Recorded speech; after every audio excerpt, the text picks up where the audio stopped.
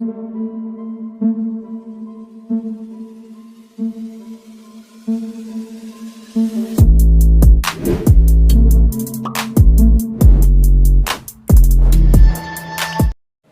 दोस्तों, scary story official में आप सबका स्वागत है। आज की कहानी की तरफ बढ़ने से पहले चैनल को सब्सक्राइब कर लीजिए और अगर कहानी अच्छी लगती है तो प्लीज़ लाइक एंड कमेंट करना मत भूलिएगा। दोस्तों, आज की कहानी वही कहानी है डायन और नंदिनी।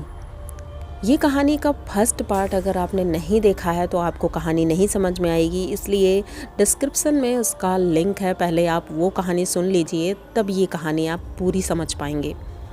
तो देर नहीं करेंगे, कहानी की तरफ बढ़ेंगे। फर्स्ट पार्ट में आपने सुना था कि नंदिनी एक घर में जाती है जहाँ पर उसके साथ अजीब अजीब सी एक्टिविटीज़ होती है। उसे एक परछाई दिखी थी जिसे देख करके बहुत ज़्यादा परेशान हो जाती है और चीख करके बेहोश हो जाती है। अब कहानी शुरू करते हैं। नंदिनी जब होश में आती है तो देखती है कि उसकी तरफ बहुत लोग खड़े हैं उसको घेर करके। वो एकदम से उठती है और पूछती है, आप लोग कौन हैं? तो वो कोई बोलता नहीं है। अब ये बैठी रहती है, इसे लगता है शायद पड़ोसी हैं, हेल्प के लिए आए हैं। तो ये उनसे बताती है कि मेरे साथ क्या हुआ है, लेकिन किसी का भी कोई रिएक्शन नहीं था। सब थके हुए लग रहे थे, बीमार लग रहे थे। नंदिनी उन्हें देखती है और उठ करके उनसे कहती है कि आप अंदर आइए, क्योंकि अभी वो बालकनी में थी। वो जब अंदर आकर अपने बेड पर बैठती है तो धीरे धीरे बालकनी से सभी लोग अंदर आते हैं और उसके बेड के पास नीचे ज़मीन पर बैठ जाते हैं। नंदिनी को ये थोड़ा अजीब लग रहा था, क्योंकि अगर पड़ोसी हैं तो इस तरह से वो नहीं करते हैं। अब नंदिनी उनसे बात कर रही है, लेकिन वो लोग कोई भी बात नहीं कर रहे हैं। थोड़ी देर बाद सब उठते हैं, अपना अपना काम करने लगते हैं। अब नंदिनी उनसे बात कर रही है, बोल रही है, लेकिन कोई उससे बात नहीं कर रहा है। नंदिनी बहुत ज़्यादा डिप्रेस हो जाती है, आखिर ये क्या हो रहा है। उसे अपने घर का दरवाज़ा नहीं मिल रहा था। वो अपने घर का दरवाज़ा ढूंढ रही थी, मानो ऐसा लग रहा था कि उसके घर का दरवाज़ा ही गायब हो गया है।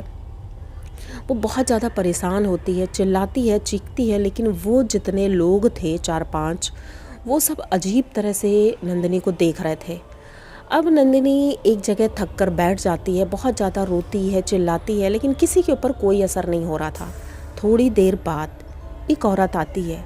ये वही औरत थी जिसकी परछाई नंदिनी ने देखी थी। वो काले कपड़ों में थी, उसका चेहरा बहुत ही ज़्यादा डरावना था। वो नंदिनी के पास आती है और कहती है कि तुमने बहुत बड़ी गलती कर दी है इस घर में आकर के। ये घर मेरा है, मेरी फैमिली इस घर में रहती है और तुम इस घर में आ कर के अब जिंदा वापस नहीं जाओगी। नंदिनी ये सुनते ही घबरा जाती है और पूछती है, तुम कौन हो और हमें क्यों नहीं रहने देना चाहती? मैंने क्या बिगाड़ा है तुम्हारा?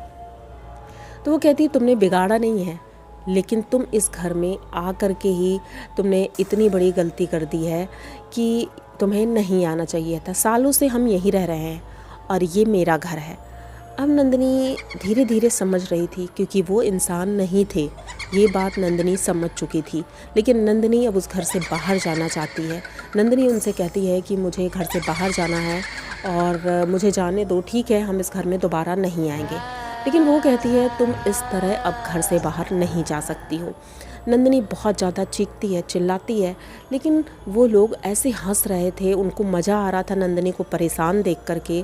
नंदिनी अपना सर दीवार में मार रही थी, इतना खून निकल रहा था, अपने बाल नोच रही थी, यहाँ तक कि उसको कह सकते हैं कि दिमागी रूप से वो ठीक नहीं थी। तभी अचानक से पता नहीं क्या चमत्कार होता है कि बाहर से एक, जैसे रथ यात्रा होती है उस तरह एक पूजा का कुछ निकल रहा था, जिसमें भगवान के गाने बज रहे थे। ये शाम का वक्त था और जैसे ही नंदिनी ने ये सुना, उस आवाज़ के पीछे पीछे वो खिड़की के पास आई, बस भगवान का नाम लेने लगती है और कहती है, भगवान बस आपका ही सहारा है, हमें बचा लो। ऐसा चमत्कार शायद ही किसी ने देखा होगा। जैसे ही नंदिनी बस हनुमान चालीसा पढ़ना शुरू करती है, धीरे धीरे वो सभी लोग गायब हो जाते हैं। घर का दरवाज़ा अब दिखने लगा था, इसलिए नंदिनी भाग करके घर के दरवाजे से बाहर निकलती है और उस पूजा में शामिल होती है। जाकर वहाँ पर एक पंडित जी से पूरी बात बताती है। तो पंडित जी कहते हैं कि बेटा तुम्हारे ऊपर बहुत बड़ी विपत्ति थी, अब तो वो टल गई है, अब तुम दोबारा उस घर में मत जाना, क्योंकि वो एक डायन का घर है। और कहते हैं कि डायन जब अपने बच्चों को नहीं छोड़ती है तो वो तुम्हें कैसे छोड़ देती।